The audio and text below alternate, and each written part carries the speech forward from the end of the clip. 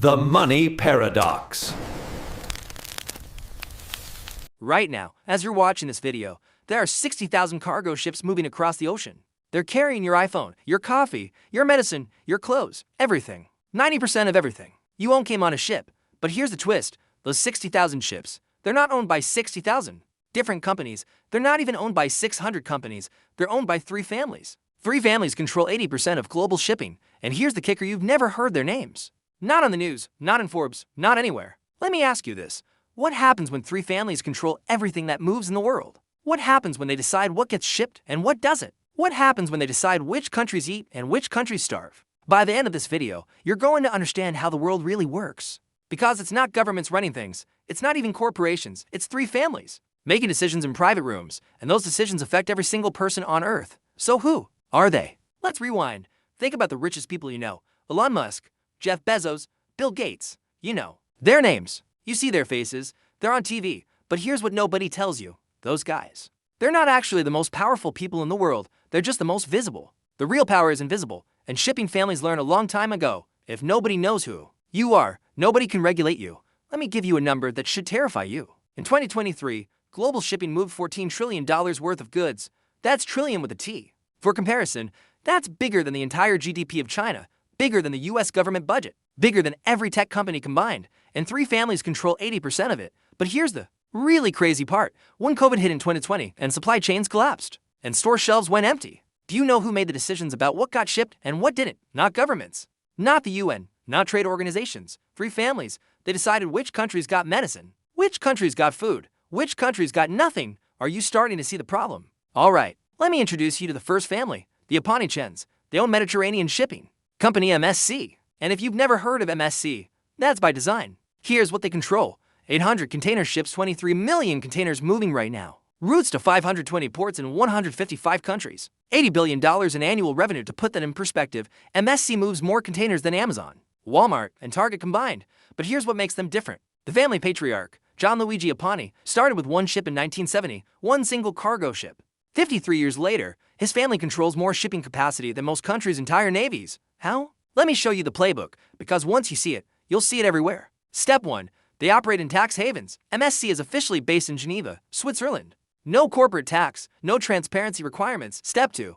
They fly flags of convenience. Their ships are registered in Panama, Liberia, Marshall Islands, countries with 0 labor laws and 0 environmental regulations. Step 3. They undercut everyone on price. Because they have no regulations, they can charge less than any competitor. Step 4. Once the competition goes bankrupt, they buy the competitors' ships and routes for pennies. Now, here is my question for you. When one family can move goods cheaper than anyone else in the world, who's going to stop them from controlling everything? Nobody. And that's exactly what happened. Let me show you what that power looks like. March 23, 2021. The Ever Given a 400-meter container ship gets stuck in the Suez Canal. The entire canal is blocked. $10 billion worth of goods are stuck every single day. Oil can't move. Food can't move. Medicine can't move. The world is in chaos. Now, here's what the news didn't tell you. Who decided which ships got priority when the canal reopened? The Suez Canal Authority, Egypt. The 3 families, they made phone calls behind closed doors, and they decided, our ships go first. And you know what happened to everyone else? They waited. Small shipping companies went bankrupt because their goods rotted in the heat. Factories shut down because they couldn't get parts. Hospitals ran out of supplies. But MSC, Maersk, and CMA-CGM, the 3 family-owned giants, their ships moved first. Why? Because they have the power, and nobody can stop them. Now watch this. After the Suez blockage, shipping prices went up for 100%. For 100%, a container that cost $2,000 to ship in 2020 cost $12,000 in 2021. And who made that money? The 3 families. But here's the kicker, and this is where it gets really interesting. They didn't lower prices when the canal reopened. They kept them high. Why? Because they could. Let me introduce you to the second family, the Maritime Dynasty. They own AP. Maritime, the largest shipping company in the world by revenue. Here's what they control. 700 container ships, $62 billion in annual revenue. The largest port operator in the world, APM terminals control over 76 ports across 40 countries.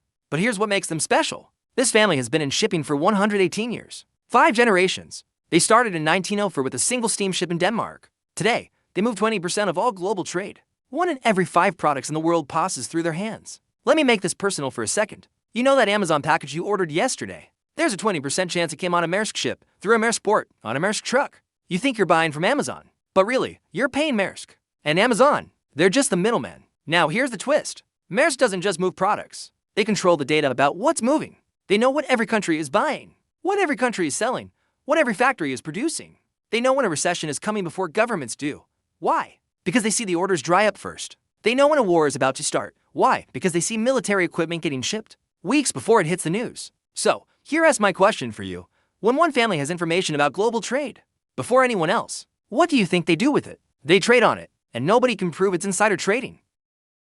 Because it's not insider trading when you OW in the system. Let me show you something that'll blow your mind. Right now, there are over 1,000 cargo ships that don't officially exist. They're called ghost ships. They're not registered with any country. They don't show up on tracking systems. They just disappear. Who owns them? Nobody knows for sure. But here's what we do know. In 2019, the UN investigated illegal oil shipments to North Korea sanctioned by every country on Earth. They found that ghost ships were moving over 500,000 barrels of oil to North Korea every month. Where did those ships come from? They traced them back to shell companies in Panama, Liberia, and the Marshall Islands, the same countries where MSC and Maersk register their fleets. Now, I'm not saying MSC and Maersk are directly involved in illegal shipments, but I am saying this: when you control 80% of global shipping, you also control the 20% that operates in the shadows.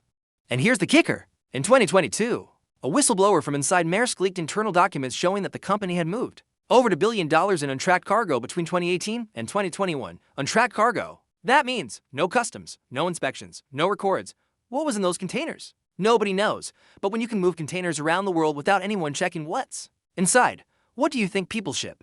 Are you seeing the pattern yet? Let me tell you about something that happened in 2023, and I guarantee you didn't hear about it. June 2023, the three shipping families held a private meeting in Monaco. No press, no government officials, just them. 3 weeks later, they announced operational adjustments to their routes. Translation, they were cutting service to 14 African countries. No more ships, no more deliveries, nothing. Why? They said it was economically unviable, but here's the truth. Those 14 countries had started working with the Chinese state-owned shipping company COSCO. They were trying to break the Western monopoly, so the three families said, if you work with China, we won't ship to you at all, and they didn't. Within 6 months, those countries were in crisis. Food shortages, medicine shortages, economic collapse, and you know what they did? They came back to MSC, Maersk, and CMA-CGM begging, and the families said, sure, but now the price is triple, and the countries paid, because they had no choice. Now here's my question. If three families can economically strangle 14 countries, what happens when they decide to target your country? Now, I know what you're thinking. But what about China? Don't they have their own shipping companies? And you're right, they do. COSCO China Ocean Shipping Company is the 4th largest shipping company in the world. But here's the twist. COSCO doesn't compete with the three families. They cooperate. Let me show you. In 2021, Maersk signed a strategic partnership with COSCO. They share routes. They share ports.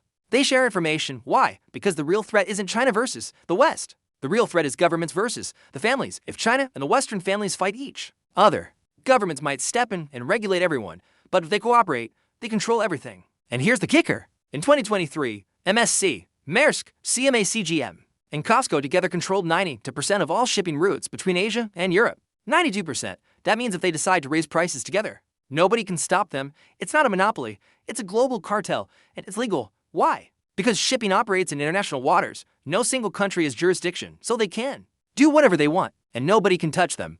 Let me make this personal, because this isn't just about geopolitics and billionaires. This affects you right now. Let's say you own a small business. You make handmade furniture. You source wood from Canada. You sell to customers in Europe. Here's what happens. You pay $8,000 to ship a container of wood to your workshop. You pay $15,000 to ship your finished furniture to Europe. That's $23,000 in shipping costs. Your profit margin is 20%. You make $30,000 on the sale. So, after shipping, you're left with $7,000. But here's the twist. Amazon sells similar furniture. They ship 10,000 containers at a time. So, their shipping cost per item is $50. Your shipping cost per item is $300. You can't compete. So, you go out of business. And who buys your customer list? Amazon. Now, multiply that by 10 million small businesses worldwide. That's what's happening. The shipping families aren't just moving goods. They're deciding who gets to participate in the economy. And if you can't afford their prices, you're out. Now, here's my question. How many more small businesses have to die before people wake up? Now, some of you are thinking, but we need these companies. We need global trade. What's the alternative? And that's a fair question. But let me ask you this. Do we need three families controlling 80%? Or could we have 50 companies each controlling 2%? Because here's what happens in a competitive market. Prices go down. Innovation goes up. Service improves. But in a cartel, prices go up. Innovation stops. And you have no choice. Let me give you an example. In 1980, there were over 300 major shipping companies worldwide. By 2000, there were 50. By 2024, there are 10 that matter, and 3 that control everything. What happened? Consolidation. Every time a small company struggles, one of the big three buys them out. And every time that happens, you have less choice. Now, here's the kicker. Governments could stop this, and antitrust laws exist for exactly this reason. But they don't enforce them. Why? Because these families are too powerful. They donate to political campaigns, they fund think tanks, they hire former government officials. As consultants, they've captured the regulatory system, so the very people who are supposed to protect you from monopolies are working for the monopolies. Let me show you what the next 5 years look like, because this is just getting started.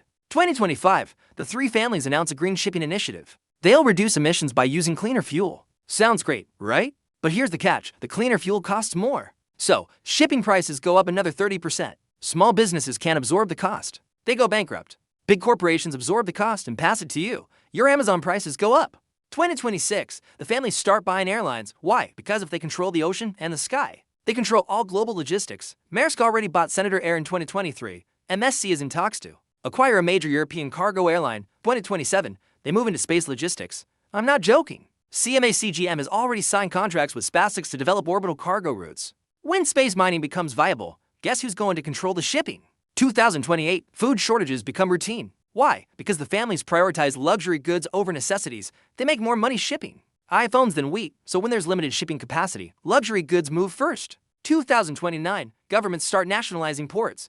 But it's too late. The families already own the ships. The cranes, the logistics software, owning the port without the infrastructure is useless. 2030, the first shipping war begins. One of the families refuses to ship to a country that implemented a shipping tax. That country retaliates by seizing the family's ships in their waters. Trade routes collapse. Global recession. This isn't science fiction. This is what happens when you let private families control public infrastructure. Let me take you back one more time. Year 1870. America. John D. Rockefeller starts Standard Oil. By 1880, he controls 90% of oil refining in the United States. He uses the same playbook. Undercut competitors on price. Buy out anyone who struggles. Control the infrastructure. By 1904, Standard Oil is the most powerful company in the world. But here's what happened next. People got angry. Journalists exposed the corruption. The government stepped in 1911. The Supreme Court broke up Standard Oil into 34 separate companies, and you know what? The economy boomed. Competition returned. Prices dropped. Innovation exploded. Now, here's the lesson. Monopolies always collapse, not always. Either the government breaks them up, or they collapse under their own weight. The question is, how much damage do they do before they fall? Standard Oil operated for 41 years before it was broken up. The shipping families have been growing for 53 years. We're overdue. So what do? First, understand that every single product you buy is controlled by these three families. They decide what you can afford. They decide what's available. They decide what gets shipped and what doesn't. Second, support alternatives. There are smaller shipping companies trying to compete. They need your business. Look for products that are made locally. Reduce your dependence on global supply chains. Third, demand regulation. Contact your representatives. Tell them that shipping monopolies are a national security threat, because they are. When three families control 80% of global trade, they have more power than most governments, and that should terrify you. Fourth, and this is the most important one, share this information. Because the only reason these families have gotten this powerful is because nobody's paying attention. They operate in the shadows, they avoid the spotlight. But now you know. Three families, 80% of global shipping. They decide what moves in this world. And unless we do something about it, they'll decide what moves in your world too. So, here's my question. Are you going to keep buying blindly? Or are you going to pay attention to who's really in control? The choice is yours. Thanks for watching.